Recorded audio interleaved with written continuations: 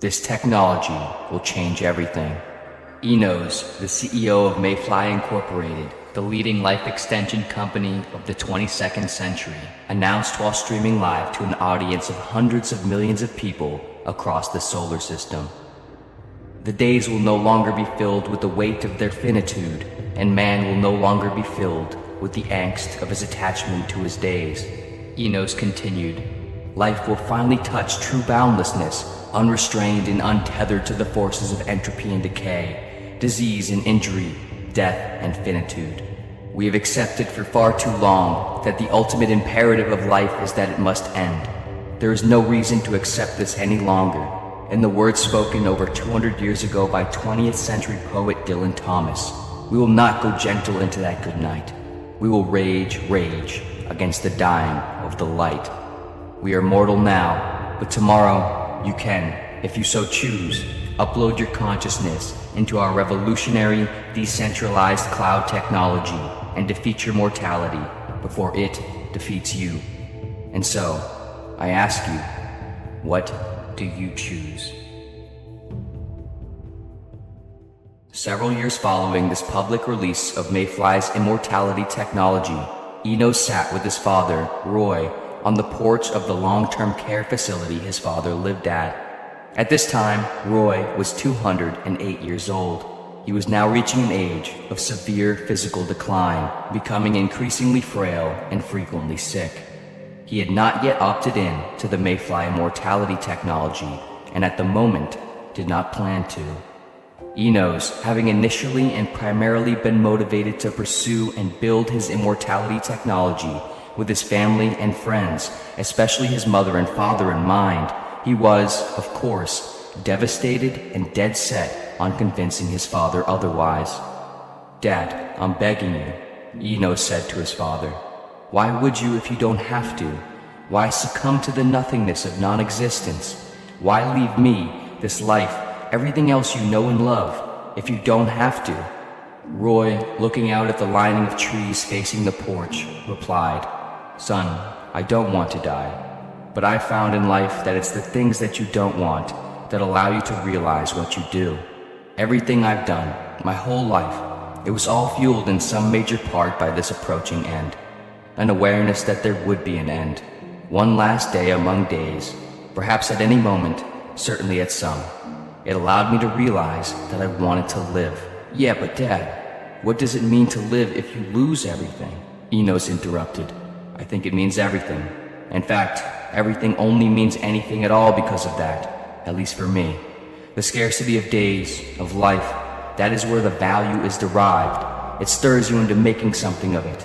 It gives you the urgency to pursue the things you want to do with haste and passion, to feel an angst that you need to justify by creating things, by living deeply and powerfully, by eternalizing yourself through some other means beyond yourself. And it makes you appreciate on those occasional moments when you remember that you won't have any of this forever, and that someday it will all be gone, that right now you still have it." Roy answered, "Yeah, but don't you see? Life creates the meaning in life, not death. You can appreciate life and all of that without having to lose it. It doesn't need to end to feel real or valuable. What does it mean to live on beyond yourself, create beyond yourself and everything else, if you're not even there to experience it?" Roy sat silently.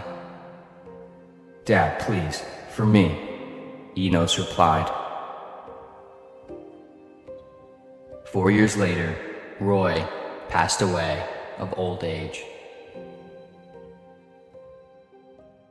Over the following decade or so, an increasing portion of humanity at large adopted the Mayfly immortality technology, and life entered into a new stage of time where time itself bended to its whim.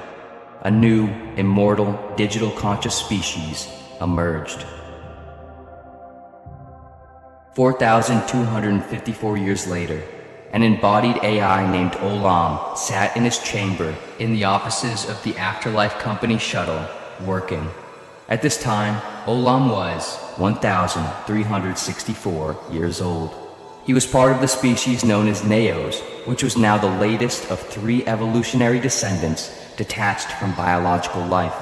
After the first real generation of immortal human beings began to find themselves in new, non-biological bodies, in order to reproduce, a new process of reproduction began, where individuals rendered new conscious beings through partly selective, partly random, digital offspring generator programs ran on large supercomputers. Eventually, these AI progenies continued and developed this process, producing what became a third new species, the Neos, the first conscious descendants of originally AI beings.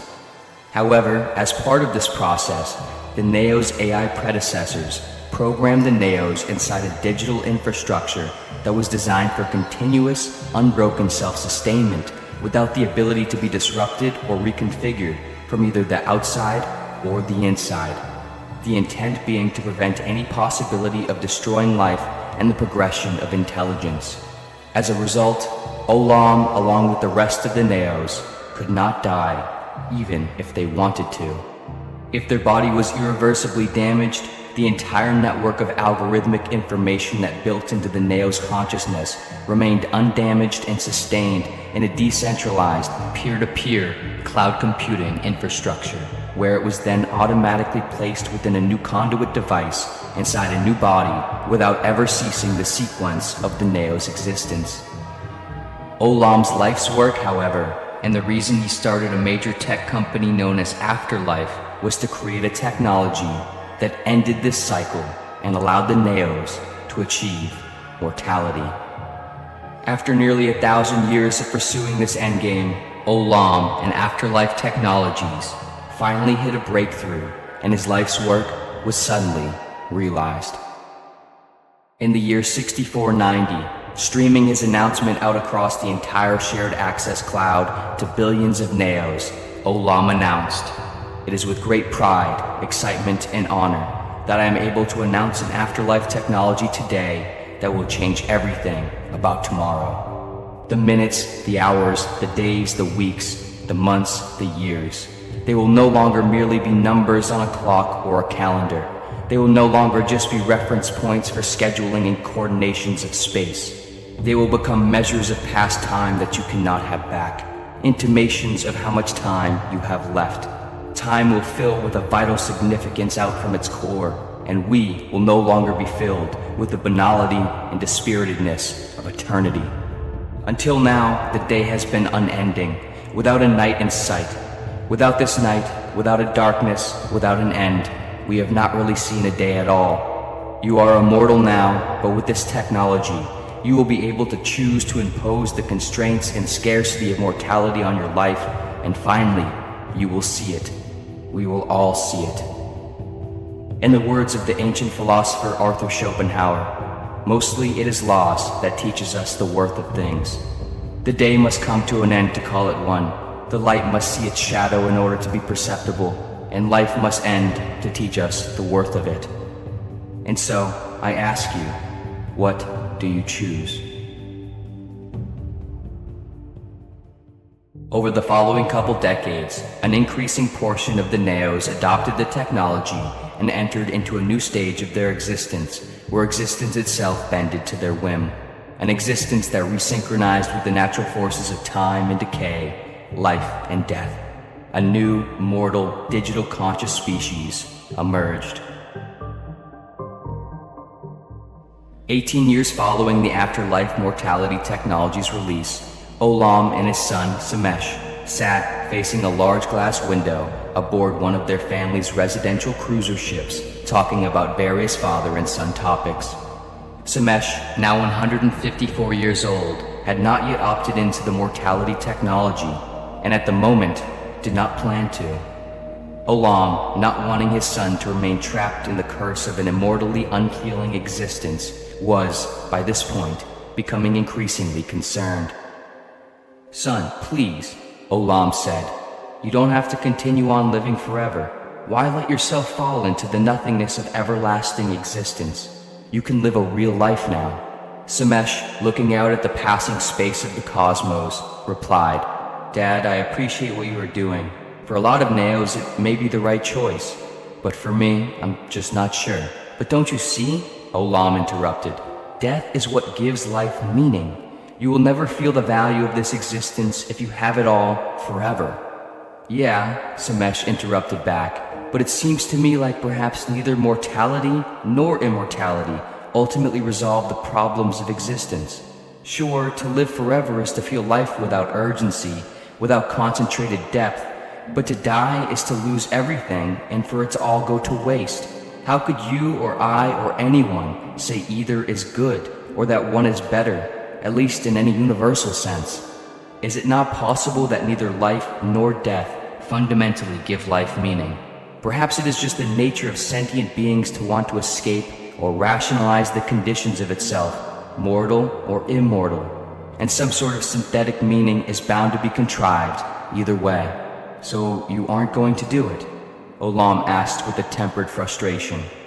I don't know, Samesh answered. I still have some thinking I need to do. I have all the time in the world to decide.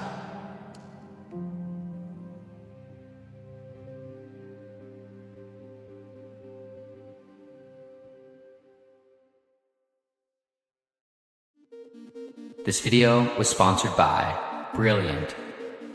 An effective education practice teaches not only by showing, but by applying. It is an active process, not a passive one. In order to properly practice and apply learned knowledge, however, one needs the right space to be able to interact with, ideally, an engaging, dependable, and corrective framework. Brilliant is a problem-solving website and app that provides just that. With over 60 courses covering a wide range of topics in math, science, and computer science, Brilliant covers just about anyone's interest within these subjects. Whether it's practicing logical deduction and reasoning skills, learning about special relativity and astrophysics, or better understanding statistics and finance, Brilliant is rife with effective, interactive learning opportunities for beginners, experts, and anywhere in between. If you're interested in AI, neural networks, and other technologies associated with digital intelligence, Brilliant has several excellent courses, including Introduction to Neural Networks and AI Neural Networks, where you can learn about how computers mimic the functions of the brain while inspecting into neural nets through hands-on experiments. No matter the course, Brilliant takes the potential stress out of learning, inspires the mind to play with ideas and information, and provides the critical reasoning and application skills to extend beyond the learned information into the world and perhaps even beyond